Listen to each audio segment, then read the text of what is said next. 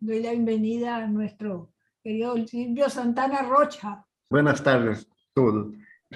Mira, eu queria dar pouco uma abordagem pouco distinto de lo que estamos tratando e dar mais testemunho, ser testigo pouco da minha experiência personal de como isso foi. Primeiro, eu salgo de Brasil, que estava vivenciando, a RUC brasileira estava vivenciando uma crise de identidade fabulosa, muito intensa. Para que um movimento católico se nós outros temos que fazer a revolução e deixar de contas chinos? Para que isso de ser cristiano e não ser cristiano? Primeiro fazer a revolução, depois vamos para os assuntos privados. Bueno, então essa crise de identidade é muito forte. E eu entro na RUC, na REC, primeiro em La REC, depois em La RUC, e exatamente no momento que isso é um debate muito forte. Acá, com a ditadura militar, em 68, eu fui, de certa maneira, convidado a sair do país. Em 1970, chego no Uruguai. E eu me considerava, e no momento aquele, eu não me considerava um cristiano. Não estava convencido do cristianismo, apesar de ter toda uma trajetória personal de muitas relações, muitos estudos sobre teologia, pastoral, etc. A literatura que tínhamos, bueno, Ana Maria depois vai passar para todos, mas era mais ou menos comum, e era uma literatura muito ampla. Politicamente, tinha muita dificuldade, por exemplo, ter acesso a textos políticos marxistas, leninistas, maoístas, etc., pero conseguimos. Nós outros, de alguma maneira, nos arreglavam para ler pouco de todo. Bueno, assim cheguei no Uruguai. Eu chego na primeira semana que eu cheguei, é cuento, pero há uma discussão na reunião latino-americana de filósofos, teólogos e gente de todo gênero, né, intelectuais, sobre filosofia da ciência. Eu, em meu nível de ignorância, não tinha nem ideia de que ia tratar essa coisa. E para mim, foi primeiro choque cultural, né? Como tanta gente podia plantear coisas tão extraordinárias em tão pouco tempo. Não era grupo realmente muito brilhante que estava participando desse trabalho. Eu assisti, observando, e me quedei encantado com tudo isso. Bueno, tenho que também dizer que nós, os brasileiros, somos uns ignorantes totais, não? Do mundo latino-americano. Então, se eu for secretariado latino-americano, sem ter a menor ideia de lo que era a Latinoamérica. E do que estava passando, mal e porcamente sabia das questões de El Salvador, a questão de México, a guerrilha colombiana, né, a história de Camilo Torres, que era pouco modelo quase de opção política de los cristianos, etc. Toda uma série de coisas. Mas sabia muito pouco, né? E, do alto de minha militância, que era brasileira, muito intensiva, realmente era muito intensa, eu tentava entender o que estava passando, mas eu não podia entender porque eu não conhecia o suficiente. Eu me acordo que Ana Maria Videgan me chamou de guanaco. Eu não conhecia nem o animal este. Ele pôs um apodo, vós sos um guanaco. E eu creio que ela tem razão. Eu não sabia muito bem o que era um guanaco. Não me pareceu uma ofensa tão grave. Eu sabia que eu era impróprio, digamos, de certa maneira, com certas coisas.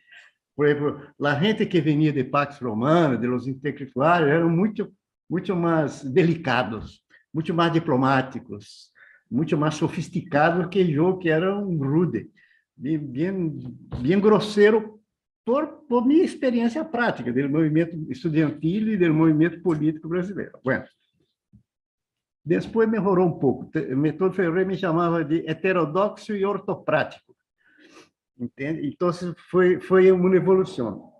Bueno, assim, chego aí e tomo contato primeiro com a democracia. Eu não conhecia o que era a democracia. Eu fui saber da democracia vendo Uruguai, que quando eu cheguei, ainda aún era uma democracia, antes de los golpes de Pacheco Areco e los militares, etc. Então, eu aprendi um pouco o que era a democracia no Uruguai. Então, eu considero o Uruguai minha segunda pátria, ou talvez minha primeira pátria. Aprendi muito.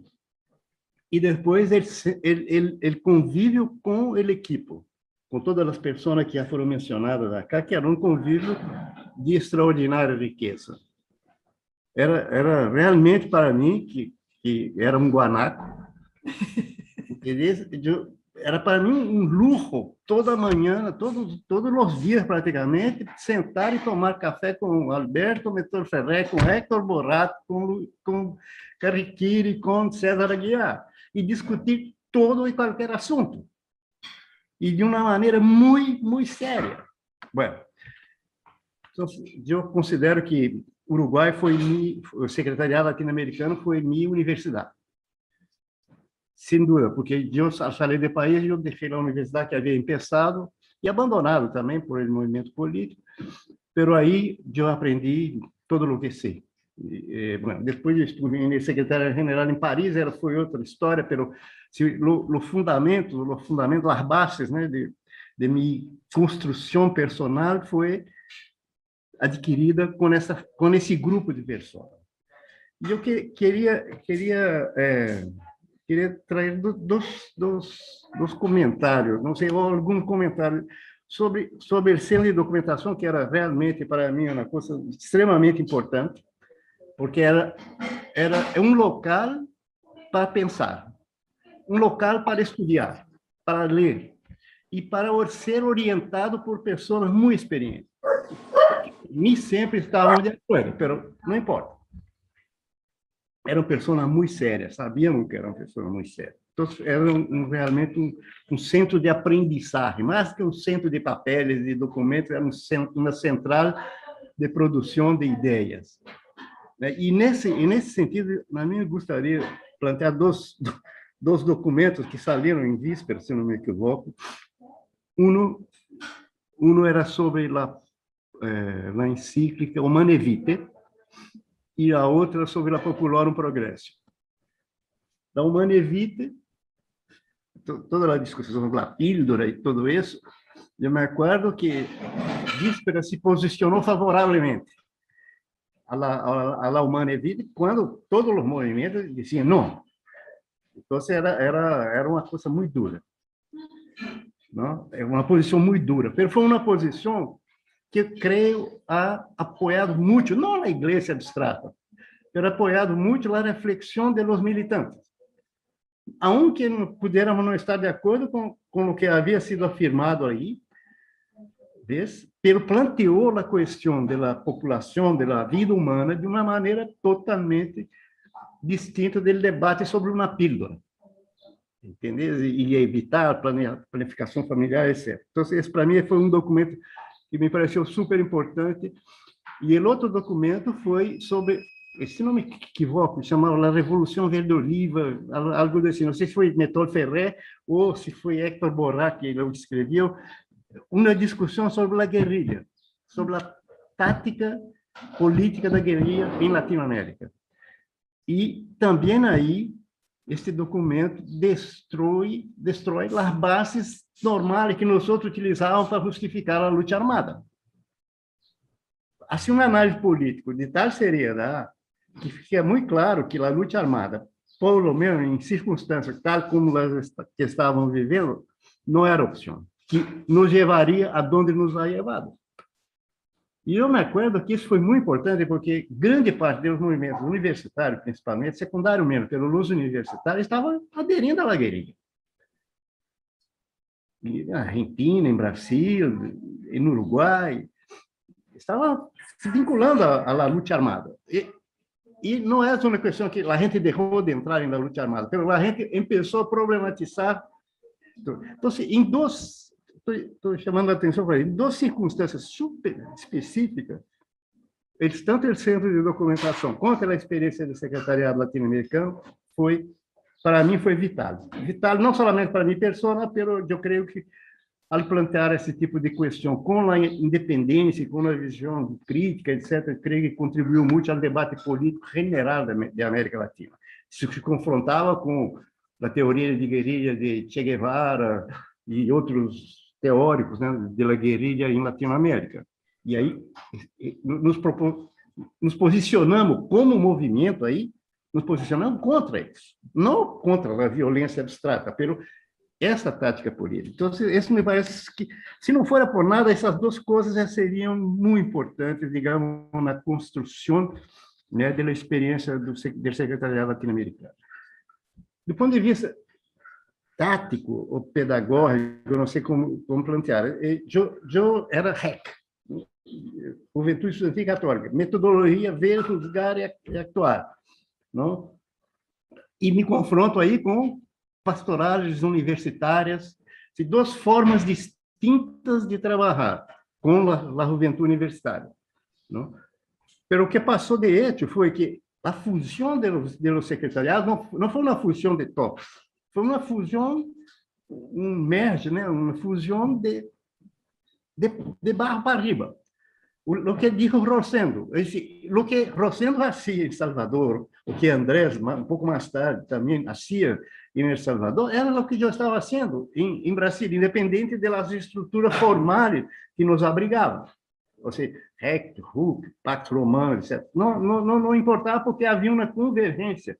Pax Romana, o grupo de Peru, por exemplo, em minha percepção, no momento, como pode funcionar uma pastoral universitária trabalhando como intelectuais, não como a ação pastoral universitária de la REC se dá dentro da escola, dentro da escolaridade, dentro da universidade, dentro do movimento social que está existindo na universidade.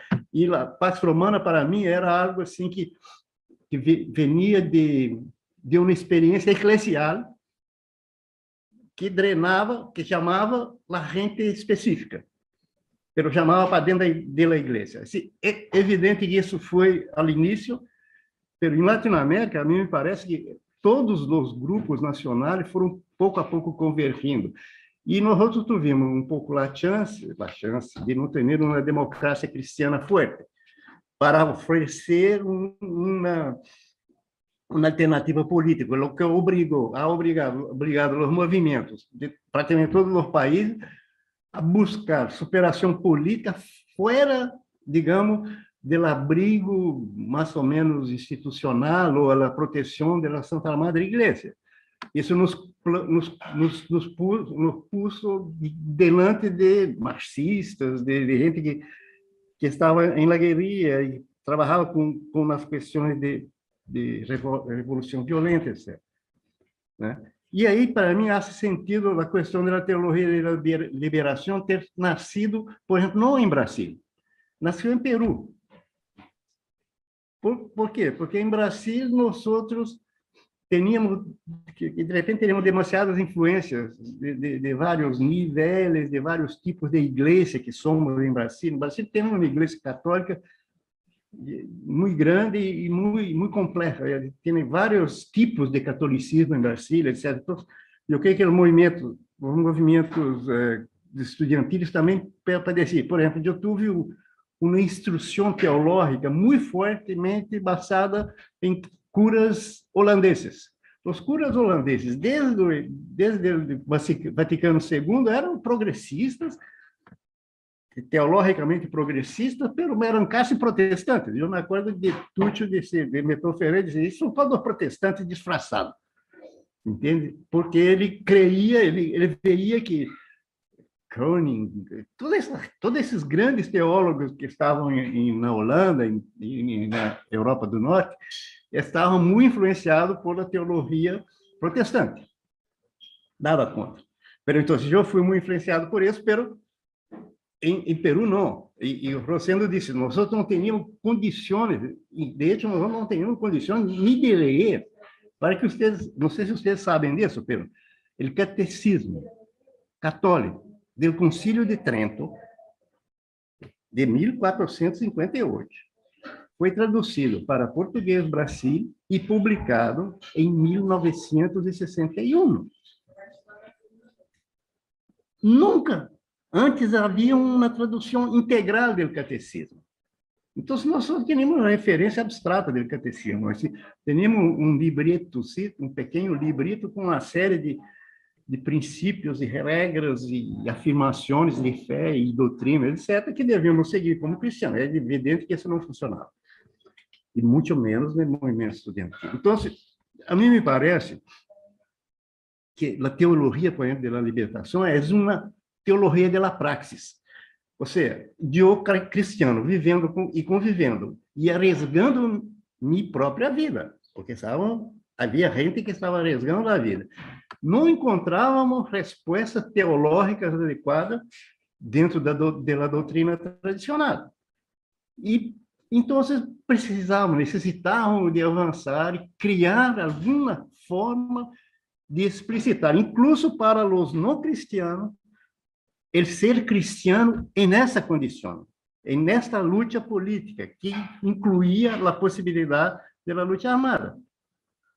Então, eu creio que esse caminhar, né, que vai dar, termina a teologia da liberação, ele é um conjunto de circunstâncias que nós outros, de los movimentos, principalmente de EC, Pax Romana, JEC, etc., que nós outros, que de alguma maneira propusimos esse tipo de cambio na maneira de trabalhar a questão da religião e da religiosidade. Eu não digo da fé, porque fé é uma questão que todos mais ou menos temos, mas a questão é como eu me explico estar metido junto com um marxista, um comunista, entende, propondo uma revolução social de meu país que vai custar vidas, etc, etc. Como eu me explico perante Cristo sobre isso. Esse era o esforço que devíamos fazer, e esse esforço foi muito fortemente facilitado por a fusão formal de los dois movimentos em Latinoamérica. Porque poderíamos, de repente, haver continuado trabalhando cada um para seu lado e perderíamos a riqueza de uma reflexão como os de Colômbia, os amigos de Colômbia, os amigos de Peru, e brasileiros de um lado, uruguaios de outro, os argentinos, que também tinham uma experiência muito rica. Então, a mim me parece que a função, a fusão dos dois movimentos, dos dois secretariados, foi, de um lado, uma resultante do trabalho real, pastoral, em todos os países, em vários países, não todos, mas em vários países da região, não? E foi realmente uma coisa super importante. Quisiera também deixar claro que, para nós, no secretariado latino-americano, a presença do CELAM era absolutamente necessária. Ou seja, nós éramos quase um departamento do CELAM. Porque muitas vezes, quando visitávamos os países, e muitos dos países estavam sob ditadura, mais ou menos, regímenes autoritários, pelo menos, muitas vezes tínhamos problema. E então chegou um ponto que nós tínhamos um documento do CELAM, dizendo que nós éramos gente de bem. Entendeu? E que estávamos fazendo aquilo em nome da igreja latino-americana. E eu, por exemplo, as últimas 2 vezes que eu entrei no Uruguai, volvemos de viagem, como a reunião de Cali, que falou Rosendo, na última reunião de 71, por exemplo, eu fui barrado, não? Os tipos revisaram, ali havia um montão de documentos, inclusive de grupos revolucionários, clandestinos, etc. E eu lhes mostrei o documento e me deixaram entrar, mas foi a última vez que me deixaram entrar com os documentos. Pero o apoio eclesial foi fundamental, não somente financeiramente, porque tudo isso tem um custo financeiro também, né? De montar toda a estrutura com o grupo de Uruguai, comandado por César Aguiar, para centro de documentação, etc. Foi um trabalho impressionante, tudo isso. Pero custava dinheiro. E se não for a igreja estar apoiando, etc., incluso financeiramente, seria impossível. Nós outros não recebíamos nada. Eu me acordo que meu sueldo era de $100. Pero eu vivia em Calle Canelones, né, que tinha todas as garantias, etc., todos os gastos praticamente cobertos. Era $100 que, nessa época, nós decidimos fazer um carro, um petit cash. Todos botávamos os $100 aí, quando alguém necessitava de algo, ia lá e pegava dinheiro. Mas não era uma coisa tão cara, digamos, ele trabalhava assim, pero tínhamos que o mantenimento era complicado. E os eventos, todos os eventos também, né, eram bastante complicados, bastante caros, né, de fazer. Agora, temos outras possibilidades. Pero eu não quero estender-me mais, porque creio que já espero poder, talvez, transmitir um pouco de ideia de como era essa questão.